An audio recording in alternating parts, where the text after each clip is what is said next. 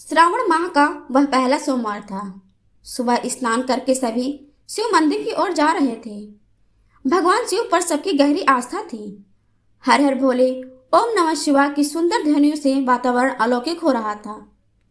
हमारे घर के पास का यह शिव मंदिर काफी प्राचीन था, इसीलिए यहाँ अच्छी खासी भीड़ होती थी। बालकनी पर खड़ा मैं वह भक्तिमय माहौल देख ही रहा था कि माँ बोली, अविनाश बेटा जाओ मंदिर जाकर शिव जी का आशीष ले आओ, तुझे अच्छा लगेगा। माना कि तुम आजकल के बच्चों को पूजा पाठ में कोई खास रुचि नहीं, पर यह सच है बेटा, शिव की शरण में जाकर सबके मन को असीम शांति मिलती है। माँ की कही बातें मेरे गले नहीं उतरी, पर घर बैठे भी कहाँ मेरा मन लग रहा था। पढ़ाई से उपसी हो रही थी, इसलिए नहा धोकर मैं मंदिर की तरफ चल दिया। कुछ ही देर में हैरान परेशान सा मैं शिव मंदिर की भीड़ का हिस्सा था। मन में बहुत सारी दुविधाएं चल रही थी। मैं अब तक दी हुई 3 परीक्षाओं में असफल हो चुका था और बाकी की परीक्षाएं होने से पहले ही रद्द कर दी गई थी।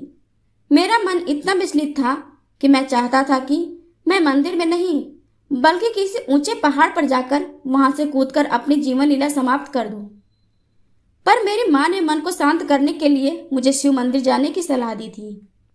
अविनाश बेटा, शिव शंभू ही तुझे राह दिखाएंगे, उनके पास जा, तेरी सारी सुविधाओं का समाधान ही वे ही कर देंगे। कुछ ही समय बाद मैं खुद से यह कहते हुए मंदिर से वापस घर लौटने लगा कि कहाँ मिला कोई समाधान मुझे। माँ तो बस यूं ही कुछ भी कहती रहती है।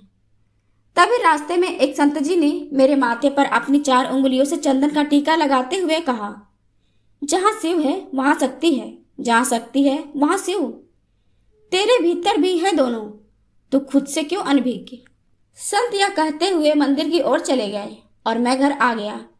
घर आया तो माँ पूजा घर में बैठी और कर्पूर गौरम करुणावतारम संसार सारम भुजगेंद्रहारम शिव मंत्र का जाप करने में मग्न हो गई। मैं चुपचाप सोफे पर बैठकर उस संत की कही हुई बात को सोचने लगा। अगले ही रविवार को मेरा एसएससी का एग्जाम था। संत जी की कही बात मुझे बड़ी प्रभावी लगी। मैंने तुरंत उस बात को लिखकर अपने स्टडी रूम में लगा लिया। उस एक हफ्ते मैंने अपने भीतर के शिव और शक्ति को तलाशने की कोशिश की। मैं पढ़ाई में लगा रहा, हालांकि मेरी पढ़ाई पहले से अच्छी थी, बस कमी थी तो भीतर के आत्मविश्वास की। देखते देखते रविवार आ गया। मैंने अपनी पूरी ऊर्जा से परीक्षा दी। परीक्षा उम्मीद से भी अच्छी रही।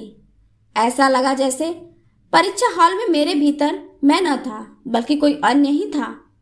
मैं बड़े उत्साह के साथ घर आया तो मैंने माँ को इस पूरे हफ्ते का घटना सुनाया। उस संत की कही बात भी बताई।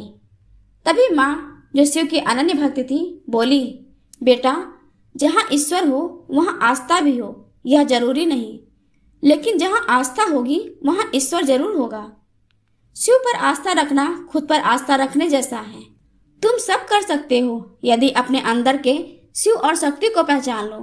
मैं शांत बैठा माँ की बात सुन रहा था और माँ आगे कह रही थी, हम सब में शिव और शक्ति है। जिसने उसे पहचान लिया वह जीवन में कभी कर्महीन नहीं होगा, और जो कर्महीन नहीं होगा ईश्वर उसका साथ कभी नहीं छोड़ेंगे। उस दिन से मैं स्वयं के कर्म को लेकर हमेशा खुश रहने लगा। मैंने मेहनत में कोई कमी नहीं छोड़ी और निराशा को कभी खुद पर हावी नहीं होने दिया, क्योंकि मेरे भीतर का शिव तत्व अब जाग चुका था। दोस्तों, आप में से कौन कौन शिव भक्त हैं? जो शिव के भक्त हैं कमेंट में हर हर महादेव जरूर लिखें।